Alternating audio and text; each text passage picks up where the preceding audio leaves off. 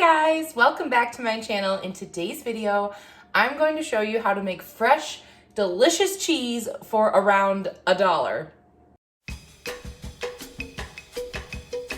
All right, if you're new here, hello, I'm Claire. Welcome to my channel.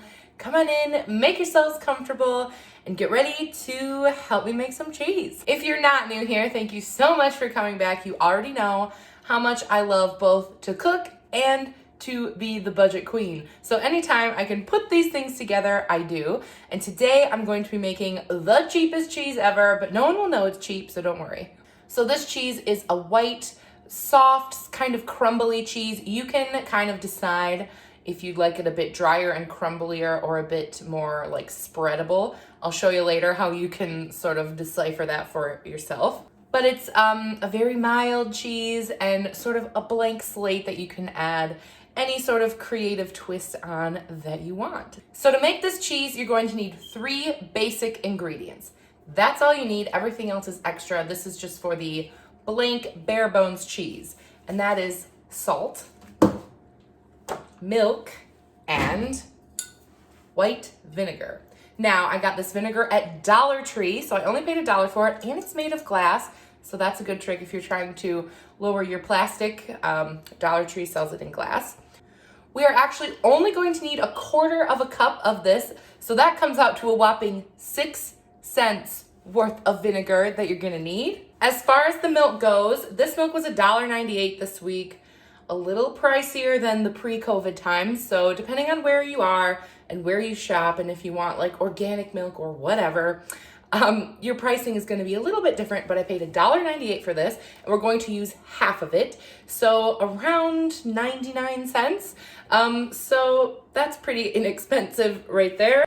I do want to note that I have chosen whole milk, vitamin D milk, and that is because the more fat that there is, the more delicious it's going to be. Isn't that like a life rule? And this salt was actually only 55 cents for this whole container, and it came out to less than a penny for the amount that we were going to use. I will leave the full recipe down below for you to follow to make that a little easier for you if you want to try this at home. So yeah, let's get cooking. All right, the first thing I'm gonna do is put my milk into here. I shouldn't probably do this and talk at the same time. That's 4. I'm gonna need 8 cups of this, which is half of the gallon. 5, 6, 7, and 8. Of course, you could just buy a half gallon instead, but I do want to make 2 batches of this today. I'm now going to turn this on a medium-low heat. I want to really slowly bring this to a boil.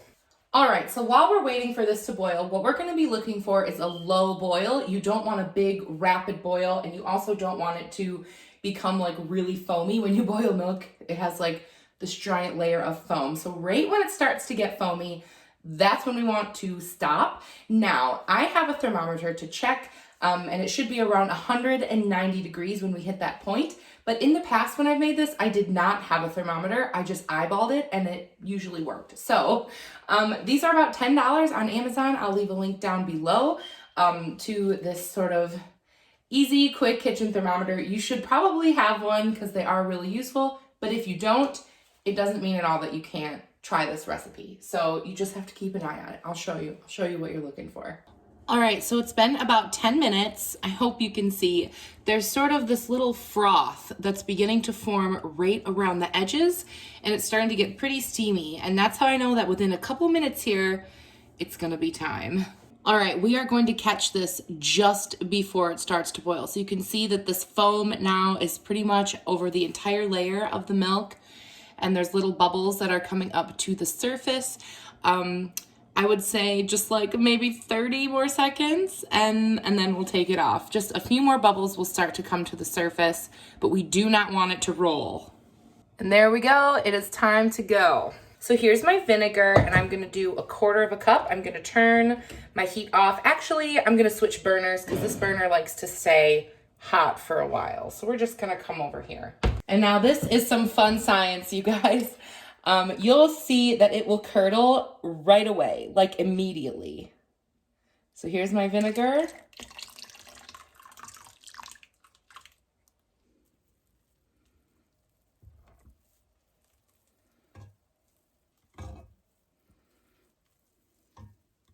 All right, you guys, I have the curds and whey in here. The whey is the liquid part that comes away from the cheesy part, which are the curds. And we're going to let that sit for 15 minutes. I threw a timer on my oven for 15 minutes. And while we're waiting, I just want to go over what we're going to do next. So in order to separate the curds and the whey, you may have heard of something called a cheesecloth. However, I do not want to pay a lot of money for a cheesecloth. So I got some pieces of a fabric called muslin, and it's very, very inexpensive. This was $2 a yard at Joann's. I got half a yard and I cut that in half. So I have two of these nice big squares that were super, super cheap. You also can use like a flour sack material. You can find that, I think at Dollar Tree, you can get like little like squares of it. You can also use a fine mesh strainer if you'd like as well. You don't have to go right for a cheesecloth. I find that the muslin does the job, and because I also like to sew, I usually have some laying around. I will leave a link to some muslin by the yard you can buy on Amazon, but you can definitely also buy it at your local store as well, your fabric store. So the square I have is like this big, and we are going to use this to strain our cheese, but what we're gonna do first is we're gonna lightly dampen it. So we want it to be just a little bit wet. So I'm gonna do that. All right, there we go. I just ran it underwater just a little bit. This will help the cheese not stick to it. I've also got a bowl and a strainer. Some people like to save the whey. Now that is, of course, the liquid that's gonna come off. So if you have a recipe that uses whey, or there's something that you've used whey with, please let me know in the comments down below. I've never cooked with it, but I know that people get really creative, and I love the idea of using all the parts of this because that would save you even more money on a next recipe. So let me know if you have any information on using whey. All right, it's been 15 minutes, and now is the time for you to add your spices and your flavorings. You can use any kind of fresh herb, and not just fresh herbs, you can use dried herbs. You can put, I don't know, sun-dried tomatoes in there. You could put chopped olives in there, onions, roasted garlic, whatever you want your cheese to taste like, you can just put it in there. Today, for the sake of budget, I am using this Trader Joe's 21 seasoning salute. These are $1.99, and I really like this one because, you guys, it has onions, black pepper, celery seed, cayenne pepper, parsley, basil, marjoram, bay leaf, oregano, thyme, rosemary, cumin, mustard, coriander, so everything. So these kind of combination spices are a really good way to save money because you don't have to buy all of those individual things. But I think most people have some sort of spice that they could throw in there. You don't need to have an extensive spice collection. Throw a little bit of dried basil in there. I think a curry one would be really, really good.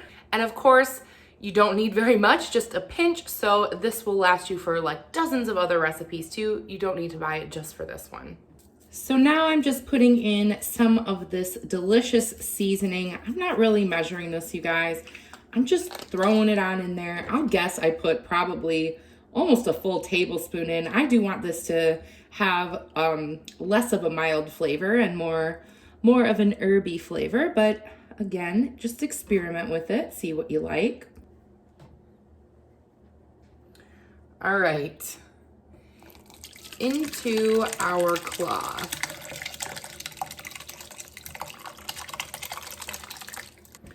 All right, so now it might take a few minutes for all of this to drain.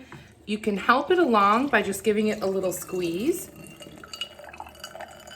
And you'll see all of that whey is now being separated. It is a little bit hot, so you're not gonna be able to probably really touch the bottom of it for probably a few more minutes here. All right, so here is our cheese that has been all pressed out, and you'll see now that it is a little bit crumbly. If you want it to be super crumbly, keep squeezing it as much as you can, almost like tofu. And this would be good maybe on top of a salad as a crumble or whatever. If you want it to be a little creamier, you can go ahead and just add a few spoonfuls of the whey back in and mix it together. And the last thing we actually are gonna do is add the salt. I know it's weird that we're doing the salt at the very end, but that's just how it goes. And you're gonna need a whole teaspoon of this salt because I'm telling you, cheese is not good without salt. It just doesn't make sense.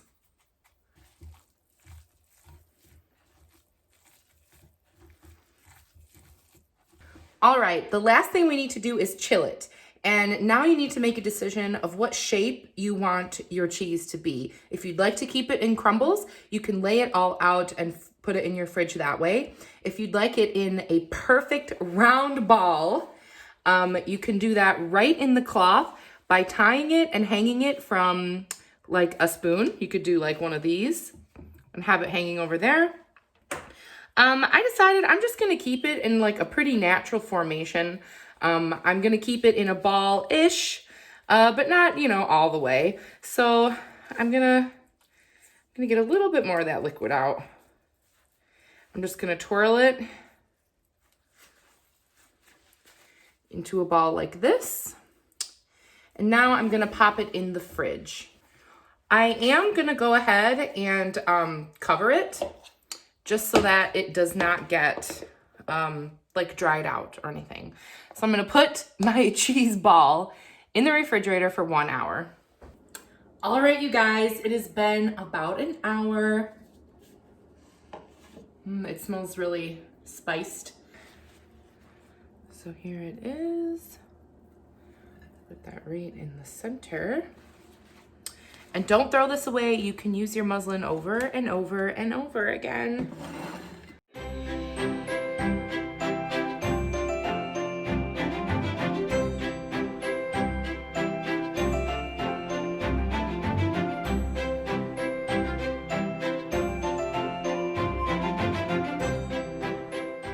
All right, you guys, here is my beautiful ball of farmer's cheese. As I was contemplating this, I thought you could probably press them into molds and that would look really cool. So if you have like a heart mold or like whatever, you could get really, really creative with this cheese, not just in flavor, but also in shape. So of course, I need to try it now, right? All right. So it is pretty soft. You'll see that it does separate a bit more like a crumbly cheese, but because we didn't, you know, drain it too far or like squeeze it too hard, it's not like all crumble. It's still like keeping its shape, you know, a bit. I can definitely smell all of those great spices.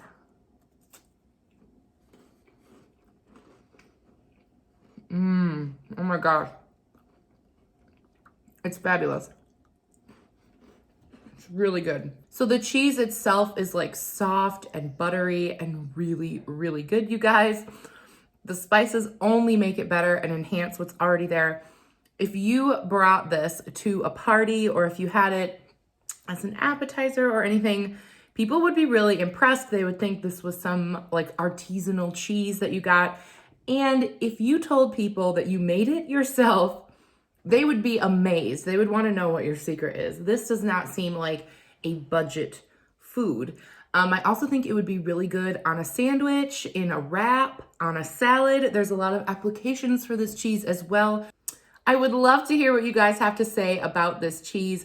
Please leave me a comment down below. What are you gonna put in your cheese? I wanna know, because I wanna try all the combinations now. So I hope you guys really enjoyed this super cheap cheese recipe. You don't need anything fancy. You have everything you need to make your own cheese. Who knew it was this easy? All right, you guys, thanks so much for watching, and I'll see you in my next one. Happy cheese making. Bye.